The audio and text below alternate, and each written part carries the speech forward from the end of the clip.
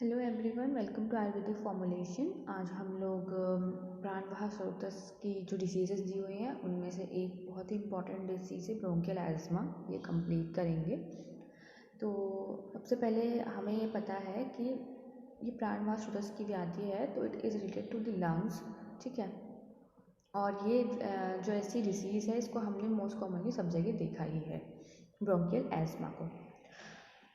एक बार हम इसको क्विकली से कंटेंट्स देख लेते हैं, हम क्या क्या पढ़ने वाले हैं। इसकी डेफिनेशन पढ़ेंगे, क्लासिफिकेशन, टाइप्स, ट्रिगर्स क्या होते हैं, रिस्क फैक्टर्स क्या हैं, क्लिनिकल फीचर्स क्या हैं, फिर पैथोलॉजी हम इसकी देख लेंगे, ठीक है। सबसे पहले हम देख लेते हैं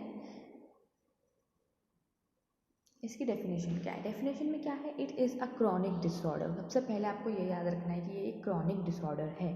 तो asthma is a chronic disorder, यानी कि ये लंबे समय तक चलेगा। और मतलब एज़मा वाले पेशेंट ऐसे ही होते हैं ना कि जिनको हम एक बार अगर हो गया तो उनको लाइफ लॉन्ग वो चीज़ रहती है। और फिर जब भी उसके अटैक्स आते हैं, जब भी एलर्जी कॉज होती है एज़मा वाली, तो उसमें हमें फिर उसकी पर्टिकुलर एंटी एलर्जिक ड्रग्स या फिर नेबुलाइजर ये सब देना पड़ता है। तो ये हमेशा लाइफ लॉन्ग ही चलता है, ठीक है। अब ये क्या है, ऑफ कंडक्टिंग एयरवेज, हम इसको क्या बोल रहे हैं, ब्रोंकियल एज़मा, ठीक है। तो ब्रोंकियल एज़मा बोल रहे हैं, यानी कि ब्रोंकस जो हमारा एयरवे पैसेज है वहाँ पे कुछ प्रॉब्लम होने वाली है, वहाँ पे कुछ कॉन्स्ट्रिक्शन होने वाला है, वहाँ पे नैरोइंग ऑफ द पैसेज होने वाली है, जिसकी वजह से फिर हमको ये अटैक्स आते हैं, ठीक है। और ये सब क्यों हो रहा है, क्योंकि इम्यूनोलॉजिकल रिएक्शन होती है जिसमें एक बहुत ही स्पेसिफिक फीचर है कि आपका ब्रोंको कॉन्स्ट्रिक्शन होगा। यानी एज़मा में ब्रोंकियल एज़मा बोल रहे हैं ना, तो आपको ये याद रखना है कि इसमें ब्रोंको कॉन्स्ट्रिक्शन होगा ही होगा। और क्यों होता है bronchoconstriction, because of the allergic reaction caused by the secretion of the histamine. ये हमको पता है कि हिस्टामिन जो है वो वासोडाइलेशन करता है और ब्रोंको कॉन्स्ट्रिक्शन करता है ना। तो ब्रोंको कॉन्स्ट्रिक्शन कर रहा है तो इम्यूनोलॉजिकल रिएक्शन है जो कि एक एलर्जिक रिएक्शन है, इसकी वजह से ये होता है। ये कंडक्टिंग एयरवेज की एक डिसऑर्डर है, ठीक है। कॉजेस ऑफ ब्रोंको कॉन्स्ट्रिक्शन में क्या क्या हो जाएगा, अब यहाँ पे क्या क्या कॉज रहेंगे। सबसे पहले इंक्रीज म्यूकस सिक्रीशन, अगर वहाँ पर ज़्यादा म्यूकस सिक्रीशन हो रहा है तो that will lead to the constriction of the bronchus. Second, inflammation of the bronchial wall अगर इन्फ्लेम हो जाती है तो भी। And the third one is airway sensitivity to a variety of stimulus हमारे बहुत सारे आ जाते हैं, जिसकी वजह से अगर एयरवे सेंसिटिविटी रहती है तो हमें फिर उसका ब्रोंको कॉन्स्ट्रिक्शन हो सकता है। तो there are 3 main causes basically. तो हमको ये याद रखना है कि अगर म्यूकस सिक्रेशन ज़्यादा है, अगर इन्फ्लेमेशन है, या फिर एयरवे सेंसिटिविटी है, बहुत सारे स्टिमुलस से अगर सेंसिटिविटी रह रही है, तो that can lead to the constriction of the bronchus और फिर अल्टीमेटली टू द एस्मा, ठीक है।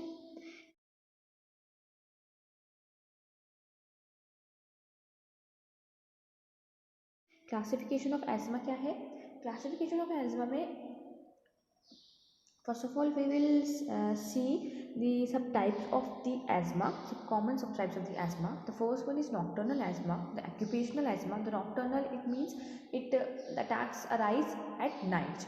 And the second one is occupational asthma, in which due to some occupation like asbestos or silica, these all work as antigen, and these antigen will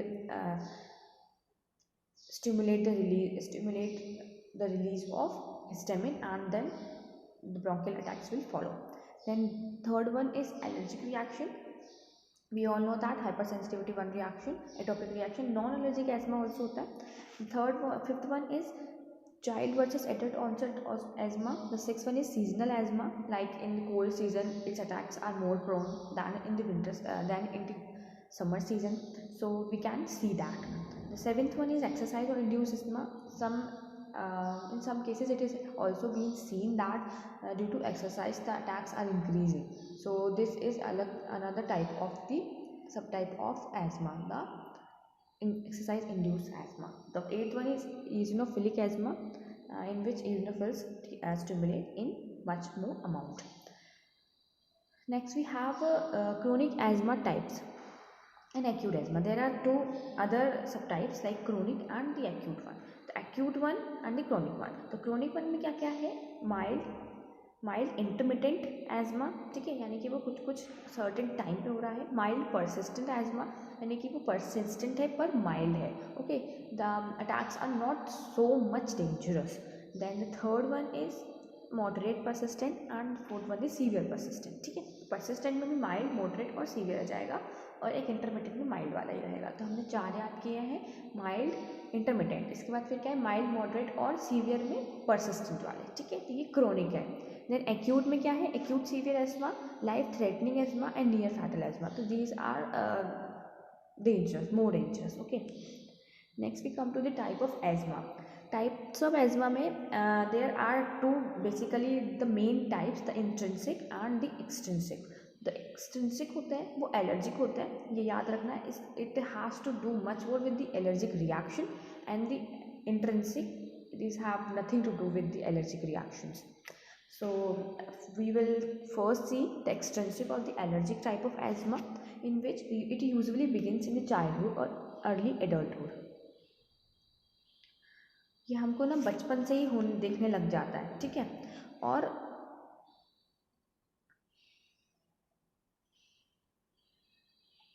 personal and family history, अगर किसी की family history है या फिर personal history है तो उनको होना ऑब्वियस है.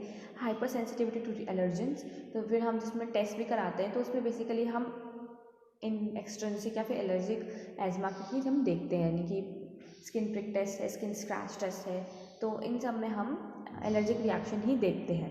ठीक है, तो उसमें बेसिकली हम एक्सट्रिंसिक ब्रोंकियल एजमा को ही हम डायग्नोज करना चाह रहे होते हैं. Next we have increase IgE levels in serum and positive skin test. देखो इसमें बताया है पॉजिटिव स्किन टेस्ट अगर आपका रहता है या फिर IgE लेवल्स आपके बढ़ जाते हैं तो these all come under the allergic reaction. So basically हमने अभी अभी क्या क्या पढ़ा है कि अगर एक्सट्रिंसिक है या फिर एलर्जिक है. ठीक है, तो एक्सट्रिंसिक या फिर एलर्जिक. एक्सट्रिंसिक यानी there are some the outward causes, जो बाहर से कॉजेज आ रहे हैं, these all are responsible for the attacks of the bronchial asthma.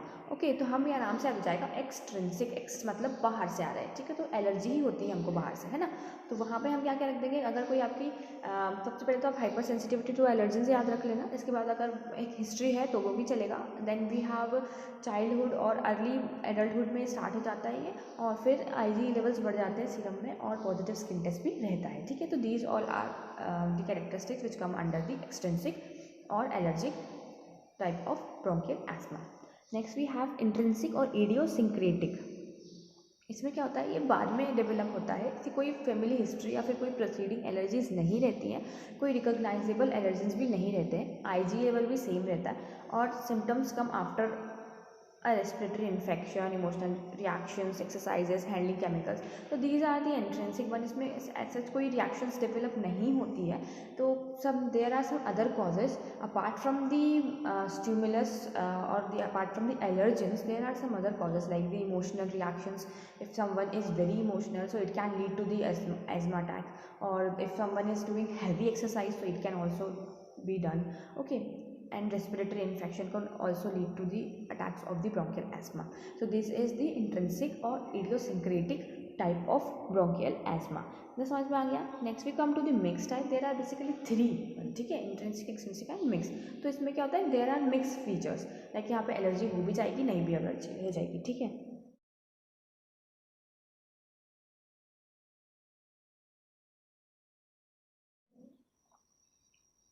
इसको आ जाते हैं ट्रिगर्स ऑफ एजमा पे.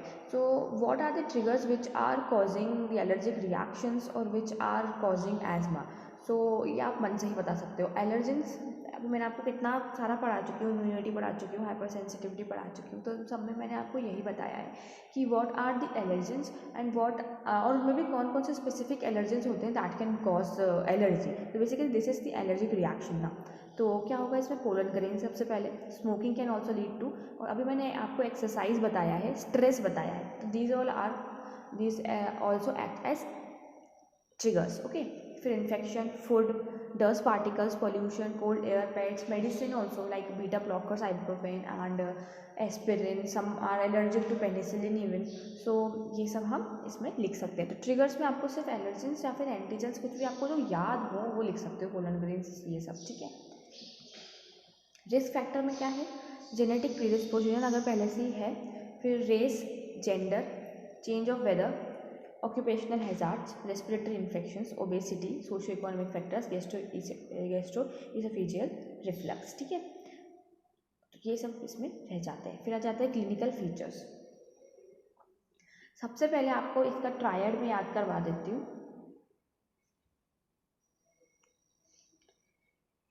एज्मा का ट्रायड क्या है?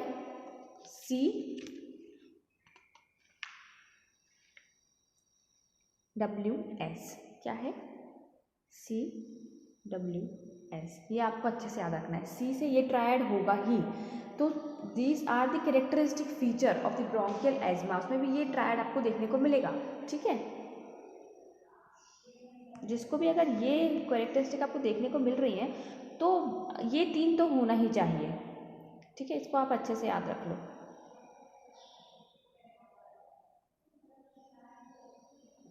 CWS यानी कि cough, wheezing and shortness of breath, क्या है? CWS से आपको ये ट्रायड याद रखना है एज्मा का।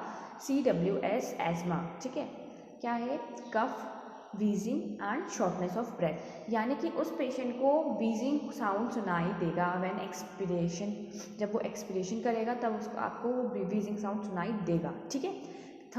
Second one is shortness of the breath, the patient is not able to inhale and exhale properly because the passage has been shortened or constricted.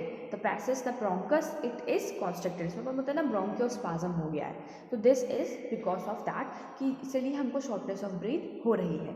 The third one is cough because there is increased mucus secretion because of the allergens. सो वहाँ पर mucus secretion increase हो जाती है तो फिर Bronco constriction और ज़्यादा हो जाता है। तो there are 3 main characteristic features, triad of the bronchial asthma, cough, wheezing and shortness of the breath. CWS से आपको इसको याद रखना है, ठीक है। तो इसके बाद हम देख लेते हैं इसमें क्या क्या और भी हैं, बहुत सारे हैं जितने आपको याद रख सकते हो, ठीक है। तो बता देती हूँ, rapid breathing, shortness of breath, pale and sweaty face. अब देखो जब इतनी ज़्यादा शॉर्टनेस ऑफ ब्रीथ रहेगी तो हमको स्वेटी और पेल फेस तो रहेगा ही। फिर tightness in the chest and neck muscles, blue lips and fingernails because there is blue lips और फिंगरनेल्स क्यों है? Because there is not the enough supply of the oxygen to the various tissues of the body, because हमें passage ही इतना narrow हो गया है कि वहाँ पे प्रॉपर एयर नहीं पास हो पा रही है। तो फिर हमारा जो डिफ्यूजन है ऑक्सीजन और कार्बन डाइऑक्साइड के बीच में जो एल्वेओलर लेवल पे होता है वो भी नहीं हो पाता है, ठीक है। इसलिए यहाँ पे फिर हमको ब्लू लिप्स और फिंगरनेल्स देखने को मिल जाते हैं because of the increased level of CO2 and decrease level of O2। We all know that the impure blood is responsible for the blue colour in the skin and in the organs, ठीक है।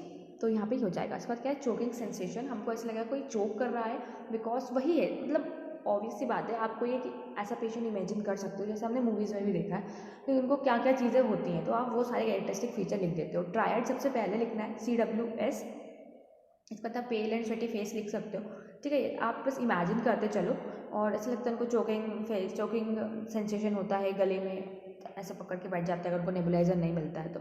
Then we have difficulty in talking, बात भी नहीं कर पाते, एंजियोजनेस और स्पॉस्मोटिक कफ होता है, ठीक है। तो ये बहुत स्पेशल से क्लिनिकल फीचर्स हैं, इनको हमें अच्छे से याद करना है।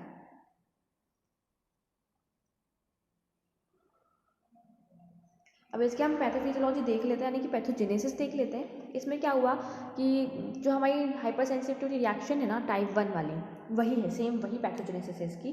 तो क्या होता है सबसे पहले कि allergen enter into the body, जब एलर्जन एंटर इनटू बॉडी करता है तो फिर क्या होता है, डेंड्राइटिक सेल्स होते हैं वो स्टिमुलेट हो जाता है, ठीक है। और फिर CD4+ और T सेल्स जो हेपर T सेल्स रहते हैं फिर वो भी एक्टिवेट हो जाते हैं और फिर इन result they secrete 2 interleukins, 4 interleukin 5 interleukin 13, जो ये सिक्रेट होते हैं ये प्लाज्मा सेल पे जाते हैं और इंटरल्यूकिन 5 जो होता है वो इजोनोफिल्स को जाके स्टिमुलेट कर देता है। तो प्लाज्मा सेल पे stimulate they secrete IgE antibody, we all know that. और फिर वो मास सेल पे जाके IgE एंटीबॉडी फिर रिएक्शन होती है एंटीजन और एंटीबॉडी की। इसके बाद फिर क्या हो जाता है, हिस्टामिन, ल्यूकोट्राइन्स और प्रोस्टाग्लैंडिन जैसे सब रिलीज हो जाते हैं। तो histamine is responsible for the bronchoconstriction and other factors which are responsible for causing bronchial एज्मा।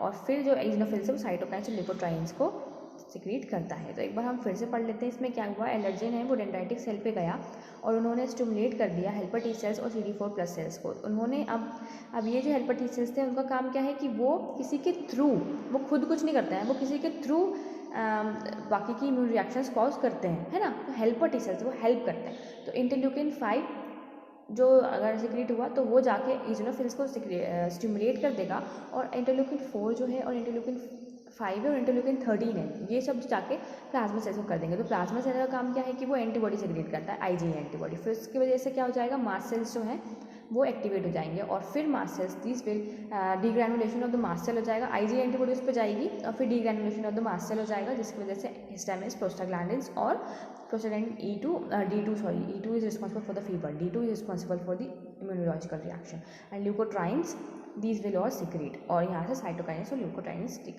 Secrete होने लगेगा, ठीक है।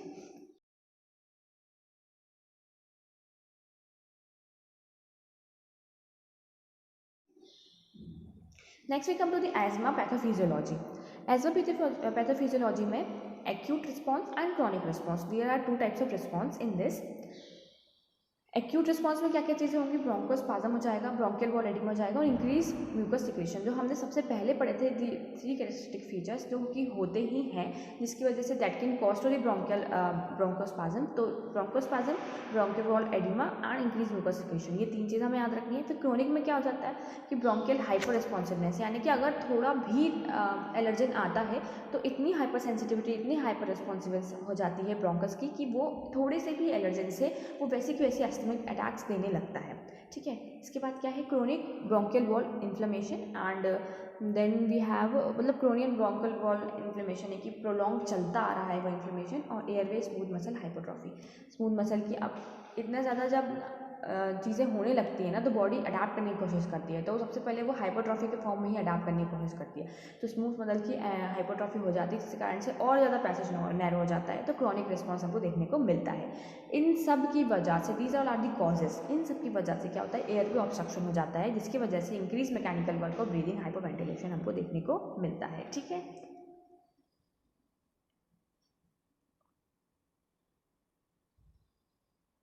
यहाँ पे आप देख सकते हो नॉर्मल ब्रोंक्यूल हमें इतना डायमीटर का दिख रहा है, और एस्थमेटिक ब्रोंक्यूल को आप देखिए उसका कितना इन्फ्लेमेशन की वजह से और इंक्रीज म्यूकस सिक्रेशन की वजह से ब्रोंकोस्पैज्म हो गया, जो कि स्टेमिन की वजह से हुआ है। This all lead to the narrowing of the passage, तो फिर जो अच्छे से एयरवे नहीं हो जाता, एयरवे फ्लो नहीं हो पाता है, ठीक है। तो यहाँ पे आप आराम से देख सकते हैं। तो यहाँ पे हम देख लेते हैं एयर फ्लो लिमिटेशन में क्या है, induced by airway inflammation.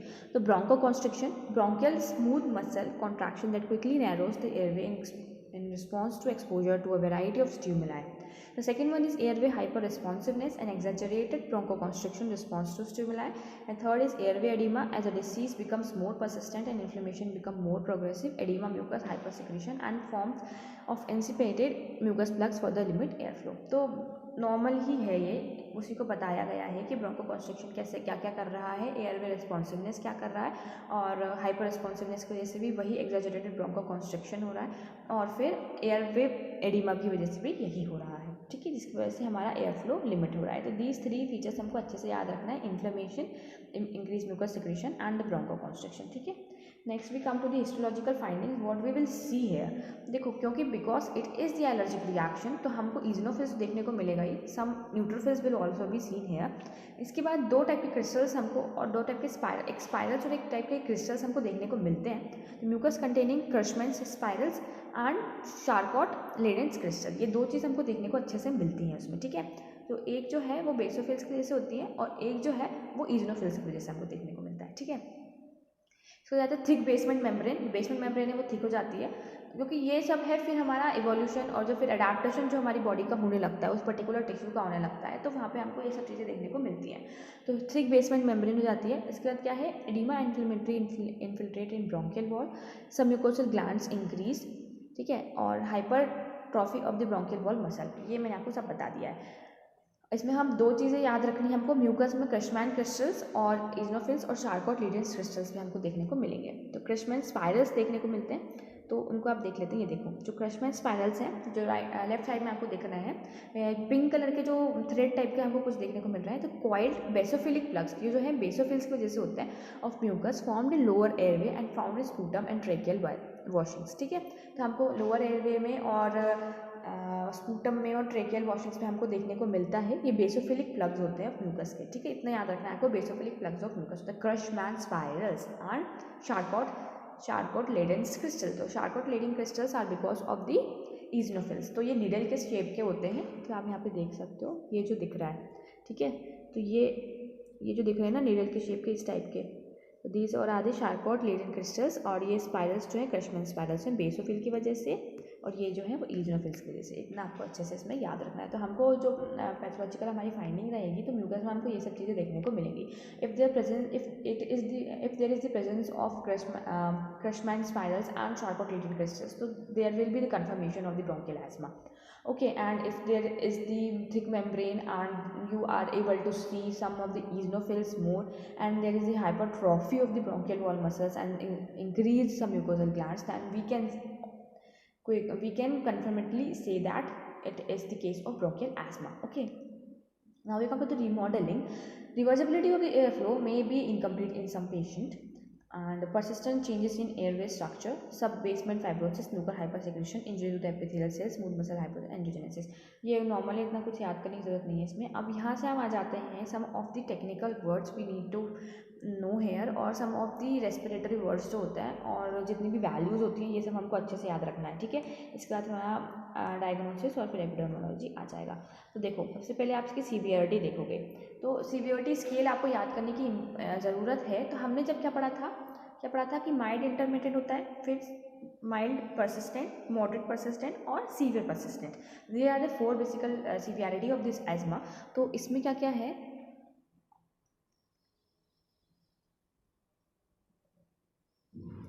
Frequency of the day time symptoms. सबसे पहले देखो, अगर एक दिन में, क्या ये माइल्ड इंटरमीडिएट, एक हफ्ते में 2 से कम अटैक्स हैं दिन में, 2 से कम अटैक्स हैं रात में। पहले आप अटैक्स याद रखेंगे, फिर उसके बाद फिर हम PEF of the FEV upon PEF variability याद कर लेंगे। ठीक है, अगर 2 से कम है दिन में और 2 से कम है रात में, तो क्या है, माइल्ड इंटरमिटेंट है। ठीक है, माइल्ड परसिस्टेंट में क्या है, अब देखो 2 से कम और 2 से ज़्यादा, अब यही हमारा जो है वो स्केल बन गया। अब इसी को हमें ऊपर नीचे करते जाना है। ठीक है, तो अब क्या है, एक वीक में अगर 2 से ज़्यादा है और less than 1 time per day attacks affecting, मतलब ऐसे अटैक्स आ रहे हैं जो आपकी डेली एक्टिविटीज़ है उसको भी सफ़र कर रहे हैं, तो क्या है, ये आपका क्या हो जाएगा, माइल्ड परसिस्टेंट में जाएगा। तो अगर वो डेली एक्टिविटीज़ को अफेक्ट कर रहे हैं, तो वो 1 से कम बार करना चाहिए, और एक हफ्ते में 2 से ज़्यादा हो सकती हैं। ठीक है, और 2 से ज़्यादा नाइट पर मंथ में भी हो सकती है। यहाँ पे आपको मंथ देखना है।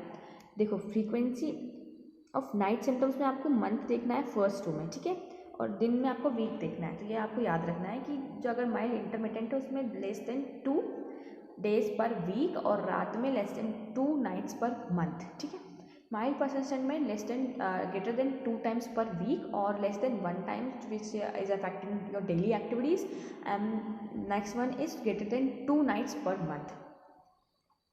इन the moderate persistent there will be, मतलब डे टाइम में डेली अगर आपको हो रहा है, और अटैक्स आपकी जो नॉर्मल एक्टिविटीज़ है डेली लाइफ की उसको अफेक्ट कर रहा है, and then the second one is greater than 1 night per week. ठीक है, अगर वीक में आप होने लगे तो मॉडरेट परसिस्टेंट हो जाएगा। देन सीवियर परसिस्टेंट में कंटिन्यूस लिमिटेड फिजिकल एक्टिविटीज़ और फ्रीक्वेंट हो रहा है, मतलब कभी भी आपको इसका अटैक्स आ रहे हैं।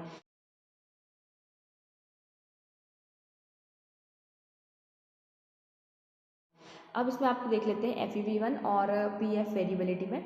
Greater than 80% upon less than 20%, greater than 80% 20 से 30%, 60 से 80। देखो, अगर आपका ग्रेटर देन 80 है तो ठीक ठाक है। ठीक है, FEV1 जो रेशो, FEV1 जो वैल्यू है वो 80% से ज़्यादा है तो ठीक है। अब इससे अगर कम होती जाएगी तो there will be the increase severity of the bronchial asthma. ठीक है, और PEF की वेरिएबिलिटी में 20-30 ऐसे रखना है। 20 से कम है, देखो जो आपका FEV1 जो है that should be greater than 80 और जो PEF है वो लेस देन 20 होना चाहिए। तो 80-20 का आप याद रख लो, फिर बाकी एक को बढ़ाना है, एक को घटाना है। तो 80 वाले को आपको कम करते जाना है और 20 वाले को बढ़ाते जाना है। तो that will lead to the more severity of the bronchial asthma. Okay, now we come to the, इसका मैनेजमेंट में वही है कि आपको फर्स्ट वाले में तो ज़रूरत नहीं है, लो डोज माइल्ड परसिस्टेंट में ज़रूरत पड़ेगी और मॉडरेट परसिस्टेंट में लो टू मीडियल डोज, और बाकी इसमें फिर सीवियर परसिस्टेंट में सब कुछ देना ही पड़ता है। ठीक है, ग्लूकोकॉर्टिकॉइड ग्लूकोकॉर्टिकॉइड्स ये सब देना पड़ता है। Next we come to the diagnostics and test, this is very important. इसमें आप याद रखो पल्मोनरी फंक्शन टेस्ट, स्पायरोमेट्री और पीक फ्लो रिकॉर्डिंग। इसमें रिड्यूस FEV1 अपॉन FVC, ये सब आपको याद रखना है। तो फोर्स एक्सपिरेटरी वॉल्यूम कम अगर है, ठीक है, यानी कि we are not able, force expiratory volume मतलब क्या है कि even after the force inspiration, जब आप जितना भी बाहर एक्सपायर्ड कर रहे हो, फोर्सफुली अगर आप एक्सपायर्ड कर रहे हो तो आप you are not able to do this because there is narrowing of the passage, इसकी वजह से हमको व्हीजिंग भी सुनाई देती है। ठीक है, तो FEV है जो वो कम हो जाएगा। इसके बाद क्या है, FEV अपॉन FEV1 रेशियो अपन इसमें देख लेंगे। Next we come to the sputum examination. तो मैंने आपको बता चुकी हूँ स्पूटम एग्जामिनेशन को Curschmann spirals and Charcot Leyden crystal देखेंगे और बहुत सारे ईजनोफिल्स हमको देखने को मिलेंगे। Next we come to the skin prick test. इसमें क्या होता है, स्किन प्रिक टेस्ट में in the forearm we do this for the देखने के लिए, स्पेसिफिकली ये ब्रोंकियल एस्मा के लिए होता है। तो इसमें हम देखते हैं कि कौन कौन से एलर्जन से योर बॉडी इज रिएक्टिंग। ठीक है, तो हमारा जो जैसे ये 4 आर्म है, यहाँ पर हम स्केल लगा देते हैं 1 से लेकर 10 तक के जितने भी हमारे पास एलर्जेंस हैं, और पॉइंट करके हम अलग अलग एलर्जेंस के ड्रॉपलेट्स डालते जाते हैं, जैसे कि पोलनगिन हो गया, हिस्टामिन हो गया, डस्ट पार्टिकल्स हो गए, फंगस हो गई, कोई सा बैक्टीरिया हो गया। तो these all we put some drops over this particular, जहाँ भी नंबर लिखे होते हैं वहाँ हम लिख देते हैं। ठीक है, इसके बाद फिर क्विकली वी प्रिक करते हैं हम उसको निडल से या फिर कोई और दूसरे इंस्ट्रूमेंट से। इसके बाद फिर wait for up to 2 minutes, और जहाँ पर भी व्हील हमको देखने को मिलता है, ठीक है, अगर व्हील देखने को मिल जाता है तो दैट इज़ नोन आज कि आपको उस पर्टिकुलर एलर्जन से एलर्जी है और वो रिएक्शन आपकी बॉडी शो कर रही है। ठीक है, तो हमको और फिर उस वाले जो व्हील है, जैसे व्हील इतना बड़ा है, redness and wheel is the redness in the swelling. ठीक है, अगर वो इतना बड़ा है तो उसको हम फिर मेजर कर लेते हैं। अब मेजरमेंट का भी बेसिस है कि अगर ग्रेटर देन, या आप लिख लो, ठीक है, ग्रेटर देन 50 mm है, 15 mm है, तो वेरी सेंसिटिव है। ठीक है, इतना बड़ा व्हील बन गया है आपको, तो ये वेरी सेंसिटिव हो जाएगा। Next we come to the 10 to 15 mm moderate. ठीक है, इसके बाद 5 to 10 mm माइल्डली, और अगर लेस देन 3 है तो दैट इज नेगेटिव है, नेगेटिव स्किन प्रिक टेस्ट। तो पॉजिटिव बहुत ज़्यादा सेंसिटिव हो जाएगा जब हमारी सीवियर परसिस्टेंट में आ सकता है, तो ग्रेटर देन 15 mm आपको देखने को मिलेगी। इसके बाद 10 से 15 mm में मॉडरेटली वाले में, 5 से 10 में माइल्ड और लेस देन 3 में नेगेटिव। तो these are the scales, severity scales हैं, तो आपको ये याद रखना है। ठीक है, ये स्किन प्रिक टेस्ट था।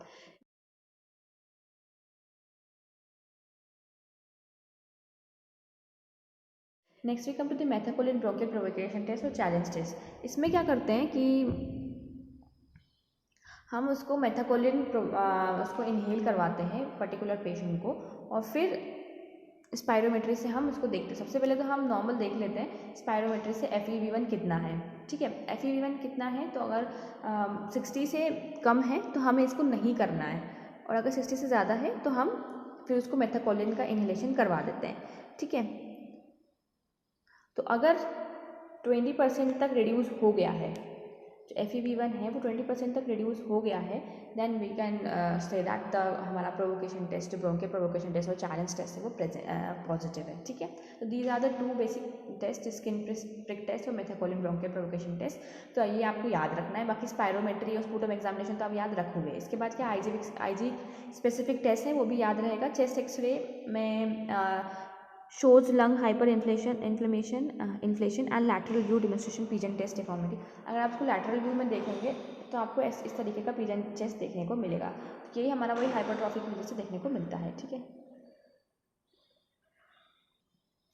इसके बाद आ जाते हैं इसके बाद आर्टेरियल ब्लड गैस एनालिसिस। तो इसमें PCO2 रहेगा, तो हमको पता ही, क्योंकि there is not enough transfer of the O2 to each and every part of the body, ठीक है। इजोफिनिक ब्लड टेस्ट में greater than 5% of total blood WBC eosinophils ये सब बढ़ी जाएंगे, ठीक है। तो these are the basic diagnostic and test, ये बहुत इंपॉर्टेंट हमको याद रखना है। बट कॉम्प्लिकेशंस देख लेते हैं। कॉम्प्लिकेशन में वही कि एस्मिक अटैक्स बहुत सारे आएंगे, इंसोमिया है, फैटीग है, फिजिकल एक्टिविटी नहीं कर पाएंगे, फ्लू हो जाएगा, निमोनिया हो जाएगा, ऑब्स्ट्रक्टिव स्लीप एपनिया हो जाएगा, मेडिकल साइड इफेक्ट्स हो जाएंगे। फिर स्टेटस एस्थमेटिकस, ये एक इसका उपद्रव हम बोल सकते हैं, ये सीवियर केस हो जाता है एस्मा का, ठीक है। On quick attack if doesn't respond for the regular treatment, इसको अगर आप बार बार आपको हो रहा है और अगर आप ट्रीटमेंट नहीं कर रहे हो तो it can lead to the status asthmaticus, ठीक है। मोर सीवियर केस होता है। इसके जाते हैं feel agitated, confuse, hunch shoulder, strain neck and stomach muscles, then we have patient needs to be hospitalise and can lead to death even, okay. Epidemiology, around 3 crore people suffer from asthma, बहुत common है हमारे यहाँ, not curable. उसके बाद फिर इतना तो important नहीं है। मेल चिल्ड्रन में ज़्यादा है, तो हमने देखा था ना जब इसके स्पेसिफिसिटी, और फीमेल्स में ज़्यादा होने लगता है आजकल, ठीक है। और फीमेल में भी ये ज़्यादा देखने को मिलता है 40 के बाद। एक बार हम क्विकली रिवाइज कर लेते हैं क्या क्या है। एजमा में क्या हो रहा है कि क्रॉनिक डिसऑर्डर है जिसमें कि हमारा जो ब्रोंको कॉन्स्ट्रिक्शन है, इसमें ये मेन कैरेक्टरिस्टिक फीचर होता है। It can be due to increase mucus secretion, inflammation of the bronchial walls and airway sensitivity to parietal stimulus.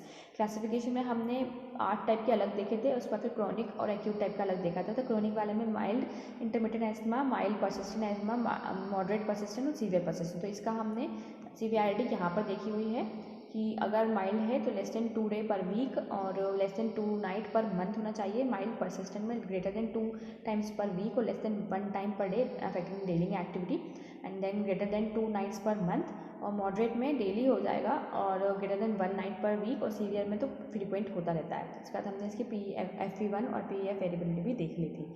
Next we come to the acute वाले में वही हो जाएगा। टाइप्स ऑफ एजमा में extrinsic और intrinsic रहेगा। एक्सट्रिंसिक यानी कि जो बाहर से आ रहा है, यानी कि एलर्जिक रिएक्शन है, और इंट्रिंसिक यानी कि उसका इडियोसिंक्रेटिक रहेगी, ठीक है। तो मैंने ये आपको बता दिया था। मिक्स टाइप में दोनों रहते हैं। ट्रिगर्स में हम सारे के सारे एलर्जेंस जितने भी मैंने पढ़ाए हुए हैं वो सब याद रख लेना। रिस्क फैक्टर में क्या क्या चीज़ें हो जाती हैं, genetic predisposition, change of the weather, और ओबेसिटी है, रेस्पिरेटरी इन्फेक्शन है, ये दिस यू कैन राइट। इसके बाद है क्लिनिकल फीचर्स में आपको ट्रायड याद रखना है, CWS से cough, wheezing and shortness of the breath याद रखना है। इसके बाद बाकी की जितनी भी हम मूवीज़ वगैरह में देखते हैं वो सब याद रखना है, जैसे कि choking of the neck and then bluing of the nails and lips, anxiousness, spasmodic cough है, डिफिकल्टी इन टॉकिंग और स्वेट आ रहा है, tightness of the chest and neck muscles, ये सब आप कर सकते हो। पैथोलॉजी में आपको बता चुकी हूँ मैं कि एलर्जन आएगा, डेंड्राइटिक सेल को स्टिमुलेट करेगा, this will stimulate CD4+ and T cells, helper T cells जो होते हैं, this will secrete interleukin 5, interleukin 4, interleukin 13। Interleukin 5 जो है वो इज़ोनोफिल्स को स्टिमुलेट कर देगा, which secrete cytokines and leukotrienes, and then interleukin जो CD4+ और T4 हेल्पर T सेल्स जो है वो इंटरल्यूकिन 4, इंटरल्यूकिन 5, इंटरल्यूकिन 13 को जब सिक्रीट करते हैं तो जिसकी वजह से प्लाज्मा सेल एक्टिवेट हो जाते हैं, प्लाज्मा सेल IgE एंटीबॉडी को सिक्रीट करेंगे, और इसके बाद फिर मास्ट सेल में और IgE में रिएक्शन होगी। इसके बाद फिर मास्ट सेल का डिग्रेनुलेशन हो जाएगा, which leads to the secretion of histamines, prostaglandins and leukotrienes, ठीक है। इसके बाद अज़मा पैथोफिजियोलॉजी में ये वही है, एयरवे ऑब्स्ट्रक्शन हो जाएगा। इसके बाद नॉर्मल वेज हमने देख लिया था। इसके बाद हिस्टोलॉजिकल फाइंडिंग में देख ली थी, हमको 2 चीज़ें देखने को मिलेगी, क्रशमैन स्पाइनस, सीजनोफिल्स एंड शाडोलेटेड क्रिस्टल्स, ठीक है। डायग्नोसिस में हम सबसे पहले पल्मोनरी फंक्शन टेस्ट करवाएंगे, उसमें रिड्यूस आपको FEV1 दिखेगा, ये याद रखना है, ठीक है। स्पूटम एग्जामिनेशन में शार्कोट लेडेन सेल्स क्रिस्टल्स दिखेंगे और क्रशमैन स्पाइरल्स दिखेंगे, which is because of basophils, and Charcot Leyden cells जो है वो इज़ोनोफिल्स की वजह से होते हैं। स्किन प्रिक टेस्ट में पॉजिटिव होगा if there red hives appear हो जाएंगे, और फिर उसकी CPRT हमने बताती थी कि 15 mm से ज़्यादा है तो दैट इज़ वेरी सेंसिटिव, 10 से 15 mm है तो मॉडरेट है, 5 से 10 है तो माइल्डली है, और फिर लेस देन 3 है तो नेगेटिव है, ठीक है। सो जाते हैं methacholine bronchial provocation challenge test, positive in breathing. इसके बाद IgE स्पेसिफिक टेस्ट रेज है, arterial blood gas analysis, raise PCO2 दिखेगा, चेस्ट एक्सरे में आपको पिजन चेस्ट वगैरह देखने को मिल सकता है, और रीजनोफिल ब्लड टेस्ट में बहुत सारे ग्रेटर देन 5% आपको WBC अपीयर हो जाएंगे। फिर कॉम्प्लिकेशंस में स्टेटस एस्थमेटिकस आपको देखने को मिल जाता है, ठीक है। तो ये हम लोगों ने आज एजमा कंप्लीट किया है, नेक्स्ट क्लास में दूसरा कंप्लीट करेंगे, तब पढ़ते रहिए। Thank you.